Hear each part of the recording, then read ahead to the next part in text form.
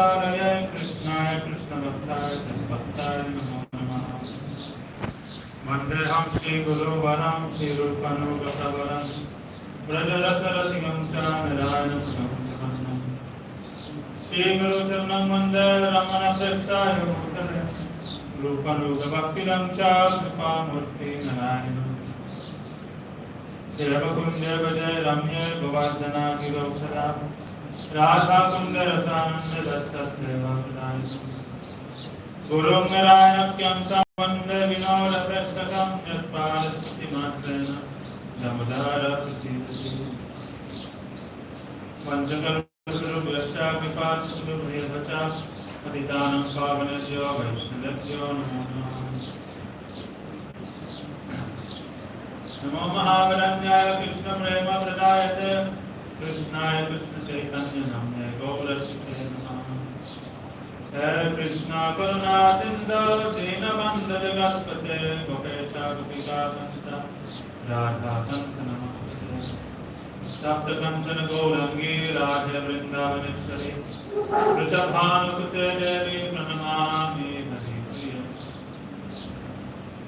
Bhaktya Vihina Parara Lakshay Shipsastakamaridharam Ramadhyam Vipamayi Tvam Sharanam Prapanna Vrinde Namaste Saranaravinam Vajami Radham Aravindanetram Smarami Radham Madhurasitasam Vajami Radham Karuna Paradram Tato Mamanyasti Gatirnakasi Shri Krishna Chaitanya Prabhu Nityananda Shri Advaita Gadadhara Srivasadi Gaur Bhakta Hare Krishna Krishna Krishna Hare Hare Hare Rama Rama Rama Hare Hare.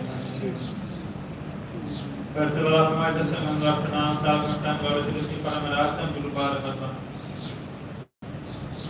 Vishnu Bharat Sotra Shishman Bhakti Vedanta Narayana Sai Maharaj Second of my sister Pranam Thakur Gaurasidhi Nasti Rupan Gauri Varga Never my sister Pranam Gaurasidhi and Pranam Reading on Srimad-Bhagavad Gita, Chapter 7, Bhagyan Yoga. Yoga through realization of transcendental knowledge. Sri Bhagavan Vacha Maya Asakta Manaparta Yogam Yunjam Madashraya Asamshayam Samaturan Mas Yataya Gyasyasi Tapshrinu. Sri Bhagavan said, O Parta, now hear how you will know me in full by practicing Bhakti Yoga with your mind attached to me, taking full shelter of me alone, being free from all doubt. Bhavanuvad. When will I attain the shelter of the lotus feet of Sri Chaitanya Mahaprabhu, who is an abode of eternal bliss and an ocean of mercy? Having given up the process of bhakti and mukti and taking shelter of the path of bhakti, when will I become qualified to taste the nectar of them? Here, Krishna Thakur is starting the 7th chapter. These chapters which are now going to describe Bhakti Yoga, he's starting off his commentary with this mood of deep bhakti. Begging, praying for the mercy of Satchidananda Giridhari, who is glorifying as an ocean of mercy. Now that I've given up all other processes, karma, jnana, mukti, bhakti, when will I be eligible to relish this Brahma? Now with these moods, these bhavs coming in his heart, now he's penning this down into his commentary. And he's setting the mood or the tone for his next 7 chapters. That is Bhakti. Bhakti is all about prayer, anchoring, submission, lamentation, about one's fallen conditions. All these moods are included within Bhakti. Now these moods of devotion are now entering and manifesting very strongly in his heart, and he's expressing them. This 7th chapter describes the vibhuti, opulences of Sri Krishna, who is the supreme object of worship. There is also a description of the 4 types of worshippers who perform bhajan to him, and the 4 types of persons who do not. The first 6 chapters describe the processes of jnana and yoga, which both result in moksha, and initially depend on nishkam karma to purify the heart. Now, in the next set of 6 chapters, there is a description of various types of Bhakti Yoga, beginning with Bhakti, mixed with Karma, Jnana, and so on.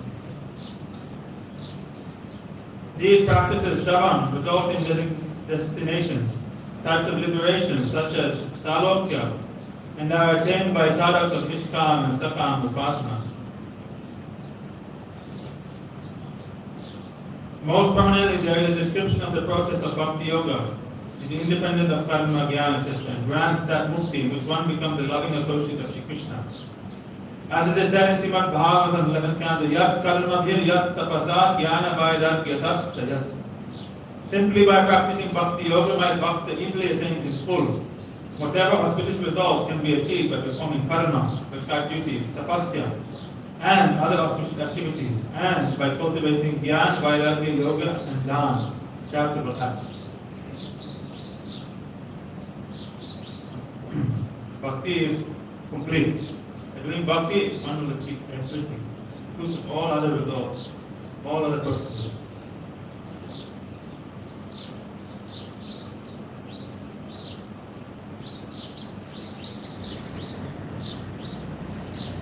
Even if one desires the destinations of Swarga, Moksha, Vaikuntha, one can attain them easily by Bhakti Yoga. By doing karma and jnana, it's very hard to achieve these goals. But Bhakti, you can easily achieve these things. They are very secondary to Bhakti. Bhakti is superior in all respects. But someone who is doing Bhakti for these things, then he is not doing real Bhakti, pure Bhakti. He is doing Mishra Bhakti, Sakam. Bhakti with Sakam. Pure Bhakti bestows prema. It is clear from these statements that Bhakti is supremely independent. Bhakti is quite capable of granting the fruits of those processes, even if one does not perform them. This Bhakti Yoga is easy to perform, but difficult to attain. Difficult to attain means Bhakti is performed in Sadhusanga. Sadhusanga is very there. So once you are in Sadhusanga, then everything is very easy. The Vaishnava, Guru, they reveal the glories of this process, and they engage us. And everything becomes very easy. No need for hard austerities, sadhana, tapasya, fasting, etc. Simple rules and regulations. And by taking shelter of the supreme process, Nam Sankirtan, everything is manifest. Therefore, it is mercy, kripa, real mercy. It is said in Shvetashvatara Upanishad, Tam eva viditvati mrityum eti. One can transcend death when one knows him, Parameshwar. This statement may cause one to doubt whether one can attain moksha merely by bhakti, without having jnana. In response to Bhagavan says, do not raise such an objection. Tameva. One can only transcend death by knowing Tat Paramatma, through direct realization of him. One cannot attain freedom from death merely by knowing Tvampadata, the Jivatma, Prakriti, material nature, or any other entity. This is the import of the above statement in Shvetashvatara Upanishad. It means one will have to realize the transcendental reality, that is Bhagavan, Brahma, Paramatma, Bhagavan. Without realization, transcendental revelation of absolute truth, there is no escaping this endless cycle of birth and death. And if one realizes the self, it is always in connection with Bhagavan, never independently. The only way to taste sugar candy is with the tongue, not with the eyes or ears. Similarly, bhakti is the only way to realize Parabrahma. Brahma is guna-atita, beyond the gunas. So it is only possible to attain Brahma with the help of bhakti, as bhakti is also guna-atita. Atma-gyan, knowledge of the self, which is free from identification with the body and so forth, is in sattva guna. So it cannot enable one to attain Brahma. Bhaktyaham ekaya grahya. I am attained only by ekantik bhakti. Bhaktya mama vijanati. Gita 18. Only by bhakti can the jiva specifically know the tattva of my sarup and svabha. So Bhagavan says,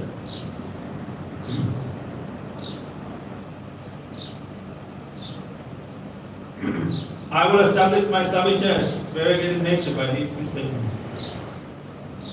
When Krishna is saying the word Mam, Aham, it's person, me, I. Therefore his Savishas, his form full of variegatedness is established. Jnana Yoga are well known as the means to attain mukti, but this is only possible by the influence of Guni Bhuta Bhakti. Bhakti predominated by Padma Jnana Tapasya and so on. Jnana and Yoga are incapable of giving such a result when they are bereft of Bhakti. There are many statements that establish that Jnana and Yoga are ineffective without Bhakti. Moreover, in the above statement from Shvetashvatara Upanishad, the word Eva only has not been used after the word Viditva, knowing. This means that it is not a fact that moksha is attained only by jnana.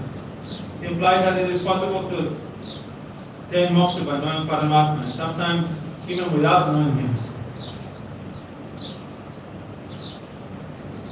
Thus, moksha is attained by nirgun Paramatma jnana, knowledge of Paramatma which is beyond the world, generated from bhakti. And sometimes moksha can be attained solely by bhakti, even without knowledge of Paramatma. Its meaning is also conveyed by the Upanishad statement previously quoted. Mukti can be achieved by jnana, by the process of nishkam karma even, but very easily by bhakti. You chant one nama bars and you will get mukti. The tongue cannot taste the sweetness of mishri, rock sugar, if it is affected by the disease of jaundice. But by continuously consuming mishri, the defect of the tongue will be cured. The taste of mishri will be relished again. There is no doubt about it. In Srimad.Bhagavat, next canto, Shri Gita says, nectar always grants immortality, even if one tastes it without knowing its characteristics. Like medicine. You don't know what is in the medicine, but if you take it, it will have effect on you. Or mantra. You don't know what is inside the mantra, Shakti that is there. But simply by chanting the mantra, it will work. Similarly, one may be ignorant of his sarup, but if he constantly performs bhajan of Sri Krishna, he is granted his desired result. It is also said of Sri Narayan in the Moksha Dharma. A person who has taken shelter of Sri Narayan does not need to perform the sadhana, by which one attains the four goals of life, dharma, artha, kama, and moksha. Indeed, he attains these goals even without practicing this sadhana. It is also said in Srimad.Bhagavat 11th canto, whatever is achieved by following these processes or performing one's prescribed duty and austerities, my bhakti is attained easily by bhakti yoga. In other words, Krishna is now establishing the supremacy of bhakti yoga in this chapter.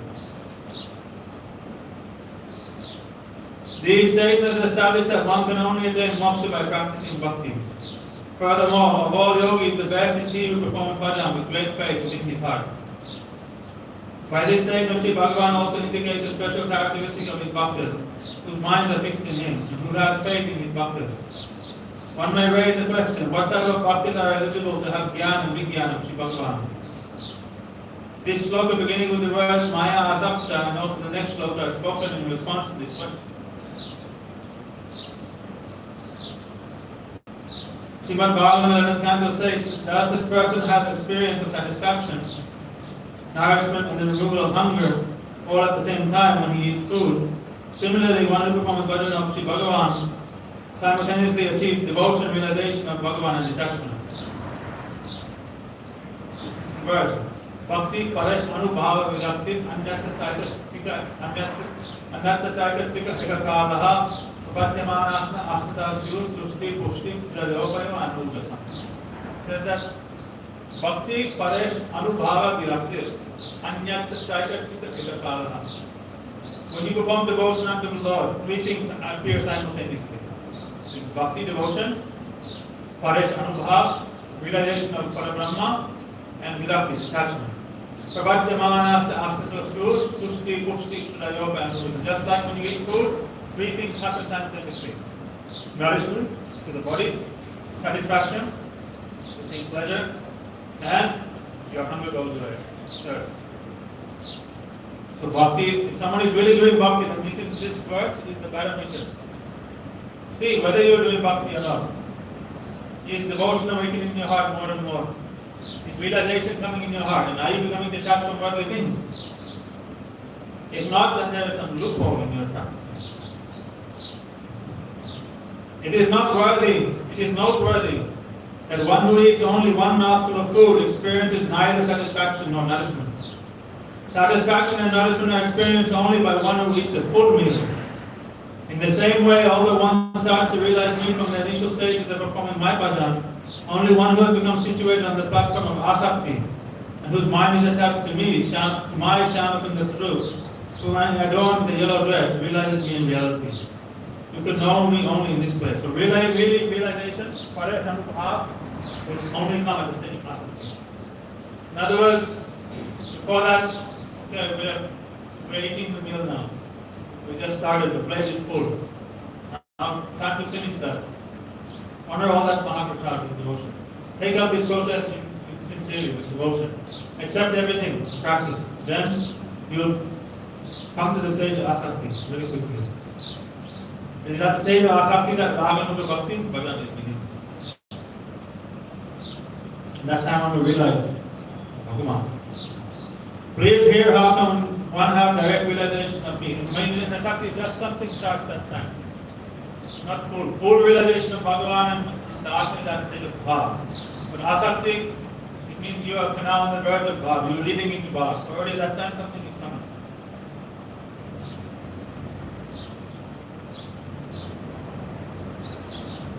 Please hear how one can have direct realization of me. What type of yoga grants this? And what type of yoga grants this? One can become my Ananya Bhakta, even without the help of Gyan, Karma, etc. By gradually becoming united with me and eventually taking complete shelter of me. In this shloka, the word asamshayam indicates a doubt about the possibility of attaining nirvishesha Brahma. And samagram indicates that the realization of that Swarup is incomplete. This will be stated later on in Gita 12.5. Klesha adhikarat dikhatarastayasam avyaktasam chetasam avyaktihigatir duktam dehavatbil avaktitir. Those who fix their mind on Nirgum Brahma have to undergo great miseries. It may be difficult for an embodied jiva to attain that unmanifest nature. In other words, there is a doubt as to whether one can attain the Nirvishesha Brahma Swarupa. However, in the present shloka, Sri Bhagavan is declaring this doubt does not exist in relation to my Bhakti Yoga. Because my devotees always realize me, Sri Krishna, Para Brahma Tattva. Moreover, Brahma, the worshipful object of the Jnani, is only my glorious effulgence. As I said to King Satyavrat in my Matsya avatar, by following my instructions, you will come to know my glories, which are manifested in your heart by Shabda Brahma, the sound representation of Para Brahma. Srimad Bhagavad 8th Canto. And in Gita 14 chapter, I have said, I am the shelter or base of Nirvishesha Brahma. Brahmoham Pratistham. Brahmoham Pratistham. He says the 14th chapter. I am the basis of Brahma. Therefore, knowledge of my Nirvishesha Swarup is not complete, but only partial compared to knowledge of my Shri Krishna Shama Sundar. Pitambara Dhari Swarup. Knowledge of my Nirvishesha Brahma is asamagram, incomplete. And this is Vishwanath Chakravarti Thakur in his first verse. Pratashika Vritti. Srila Bhaktivinoda Thakur quotes Krishna as saying, O Partha, in the first 6 chapters I explained Jnana and Ashtanga Yoga. These are paths to attain moksha, and they require the help of Nishkam Karma Yoga to purify the heart. In the second set of chapters I am explaining Bhakti Yoga. Please listen. With your mind steadfast in attachment to me, having taken complete shelter of me, by practicing Bhakti Yoga you will attain thorough knowledge of me. There is no doubt about this. The knowledge of Nirvishesha Brahma is incomplete because it denies knowledge of the quality of the personal feature of the Absolute, Savishness Jnana.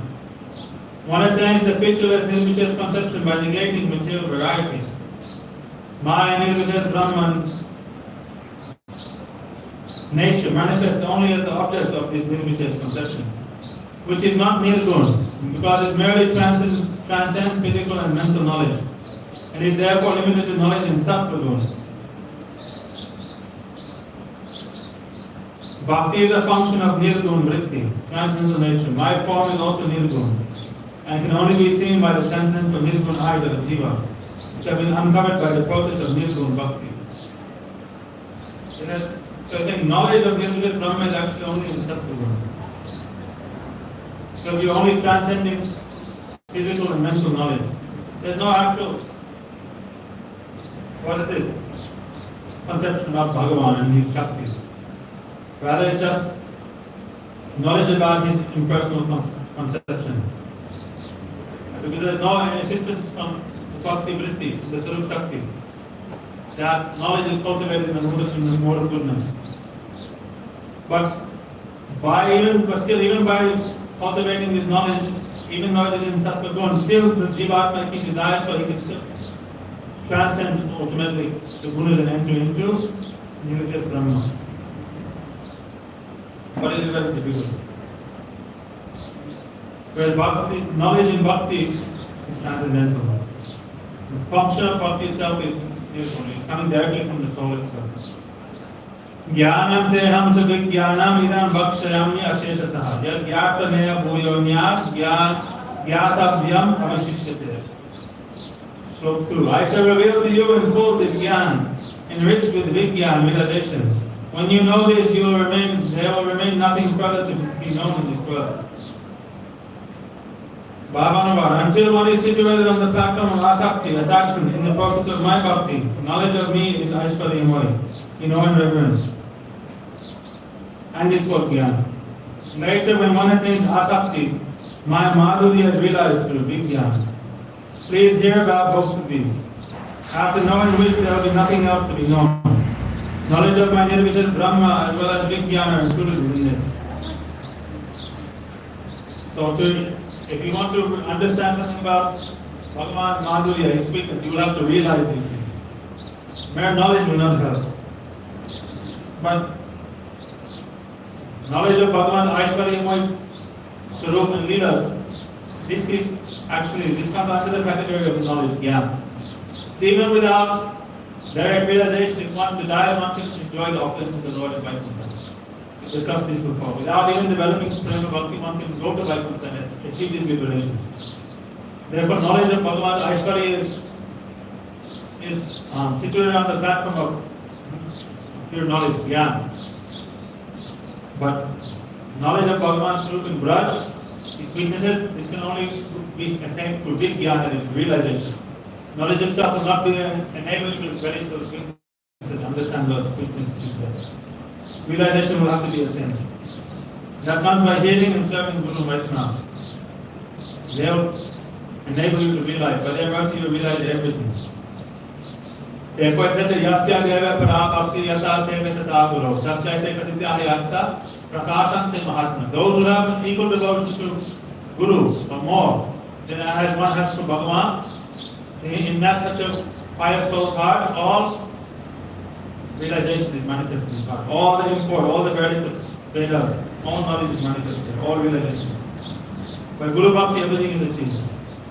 Prakashika Vritti, when one performs Nirguna Bhakti, he realizes the complete Sarup of Shyam Bhagavan Shri Krishna, who is eternal, full of knowledge and bliss, and who is the basis of transcendental Aishwarya Madhurya.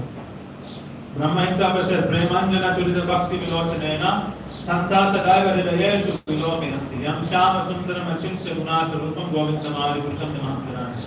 Premanjana Churita Bhakti Vilochanena. When you spread this ointment of bhakti, prem on one's eyes, then one can realize the Achintya Swarup, the inconceivable Swarup of Shama Sundara. One can achieve that realization through bhakti. Therefore, bhakti, Guru Bhakti, everything is achieved by that. By pleasing Guru, everything is achieved. You don't have to do anything else. Please Guru Vaishnava, make them happy. Please them. Know what is their heart desire and please them. Then they will give you everything. Prakashika Vritti. We started. So by Nirgun Bhakti, one realizes the Aishwarya Madhurya Bhagavan. Sri Vyasa attained complete vision and realization of the Swarupa Bhagavan in the state of Samadhi only through Bhakti Yoga. Bhakti Yogena Manasi Apashat Purusham Purnam. Then he said, Maya Chatat Apashrayam. Bhakti Yogena Manase Apashat Purusham Purnam.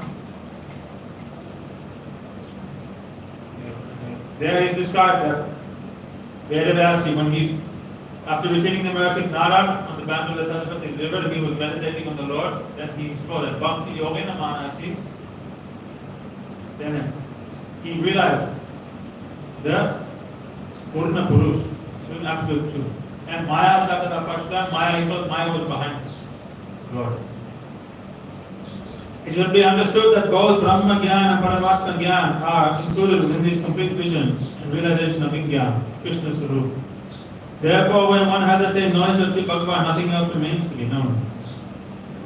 The synonym for Nirgun Bhakti is Prema Bhakti. To attain Prema Bhakti, one must pass through the 9 stages: Shraddha, Sadhusanga, Bhajana Kriya, Anartha Nivritti, Nishtha, Ruchi, Asakti. These 7 stages comprise Sadhana Bhakti. Bhav, and then the appearance of Prem, 9, the appearance of Prem. From Shraddha to Asakti, this is all Sambandha Gyan. Sambandha, Tattva. Then Bhav Bhakti is Abhideya Tattva, the process to receive the goal. And 9, Prema Bhakti is the prayer. So Abhideya starts where? Bhav Bhakti. That is the process to achieve the goal. Till then, we are developing Samandhya, establishing and developing our relationship with Hari Guru Vaishnava. Even up to all the way to the stage of Asakti. When Asakti starts, Raganuga Bhakti starts, that's when, okay, now Abhideya is beginning. Now, especially when you come into Bhav, then it really starts. Because Abhideya means what? The process to achieve the goal. What is our goal? Ultimately, it is Premamai Seva, loving devotional service. So in the stage of Bhav, when one realizes one's Atma and one's speaking from the Lord, then one can now begin to serve with that Antas Chinksit Siddhadeha, internally conceived Siddhadeha. Practice serving now with one's Guru. So, and Bhaktya Sanjayate Bhakti. By doing Bhakti, one gets Bhakti. So by practicing Bhakti on the stage of Bhav, serving with one's Guru, now the process begins to really write and manifest your prayer. Before that, everything is just like practice, cultivation. Setting the scene so that now we can begin to serve Radha and Krishna.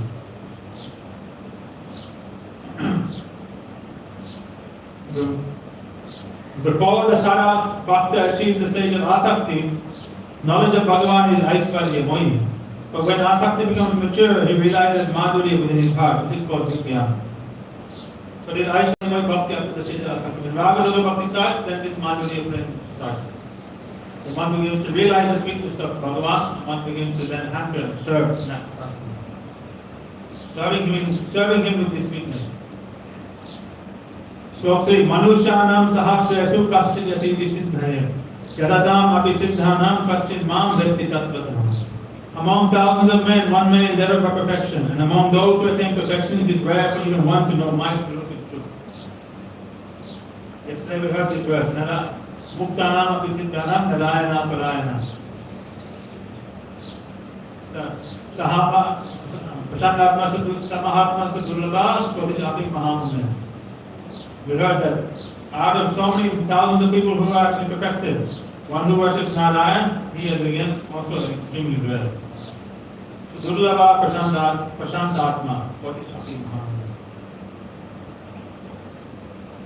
Very, very rare. Bhavanava. Even Jnanis and Yogis who are endowed with the symptoms described in the previous 6 chapters rarely attain knowledge of me complete with Vijnana.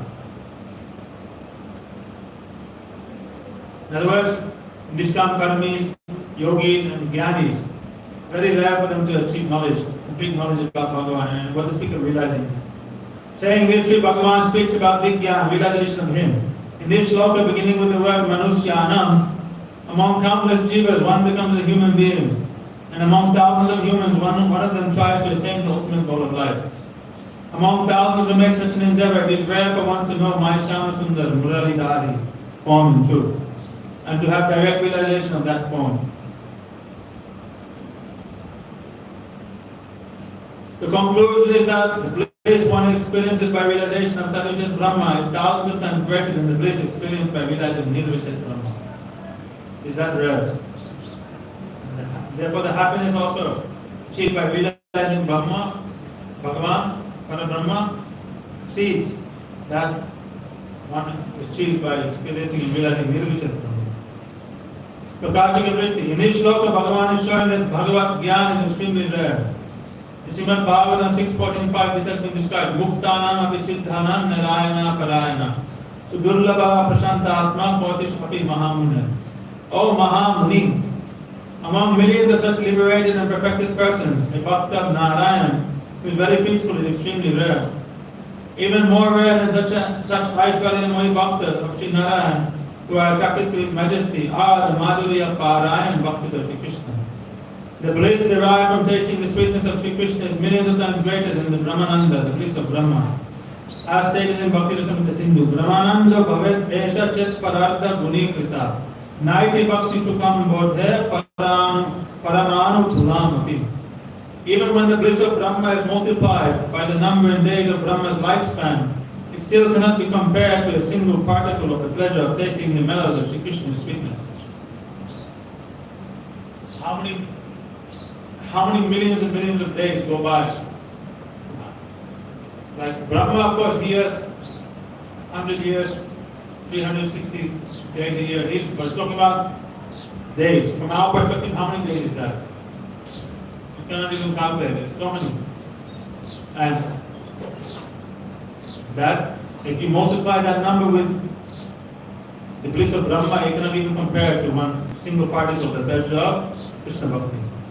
It's also stated in Chaitanya Charitamrita, Adi Lila chapter 7. Sloka 4. Bhumi rapo nalo vayu kam mano buddhivaya vacha ahankara iti yame binna prakriti asada. My external material energy has 8 divisions: earth, water, fire, air, ether, mind, intelligence, and false ego. Bhav, Anubhav. In relation to Bhakti, the word Gyan indicates only the Aishwarya Gyan of Sri Bhagavan. It does not indicate Atma Gyan. When we're talking about Gyan in Bhakti, it means Tattva Gyan, Aishwarya Gyan, Sambandha Gyan. It's limited to this. It's not referring to knowledge, like just impersonal knowledge of the self. It's always in relation to Bhagavan. The Atma in relation to Bhagavan, never independent from Bhagavan. Gyan is never actually independent from Bhagavan.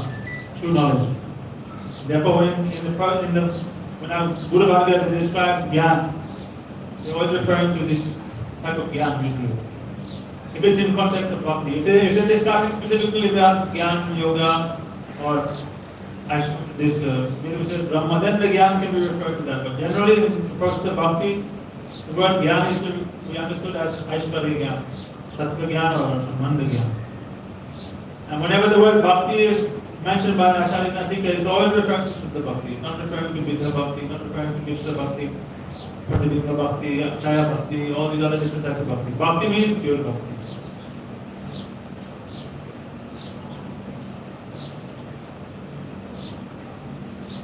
Hence, in this shloka beginning with the word Bhumi, and in the next shloka he is delineating his Aishwarya Gyan by explaining his spiritual para and material apara energies. The word Bhumi, Adi, earth, etc. indicates the 5 material elements, Pancha Mahabhuta, along with their respective subtle elements such as fragrance. The word Ahankara, false ego, refers to their effects, the senses and their cause, the Mahatattva. Since the intelligence and the mind are prominent among these elements, they have been mentioned separately. Therefore, these are the prominent elements of the creation. Earth, water, fire, air, ether, which we are perceiving everywhere. And then mind, intelligence, false ego. These are very prominent also, visible. So therefore they have been mentioned specifically. There are originally 26 elements. Krishna here is mentioning these 8, giving us the essence, the most important ones. Prakashika Vritti, Srila Bhaktivinoda Thakur quotes Krishna as saying, knowledge of my Sarup and my Aishwarya is called Bhagavat Gyan. It is described in this way: I, the Supreme Absolute Reality, Shri Krishna, am always situated in my Sarup and possess all energy, Shakti in full. Brahma is only a featureless, nirvishesh expression of my Shakti and does not have a form Sarup. The existence of Brahma is based on the concept of negating the created world. Paramatma is also a partial manifestation of my energy in this world. In fact, he is a reality specifically related to the temporary material world and does not have an eternal Sarup. Bhagavan Sarup is my only eternal feature and has two types of Shakti. One Shakti is called Bahiranga or Maya Shakti, the external energy. Since it is the cause, mother of the inner world, it is also called Apara Shakti. One should understand the number of elements in this Apara Shakti related to inert matter. The five gross elements, earth, water, fire, air, and ether, are called Mahabhuta, gross elements.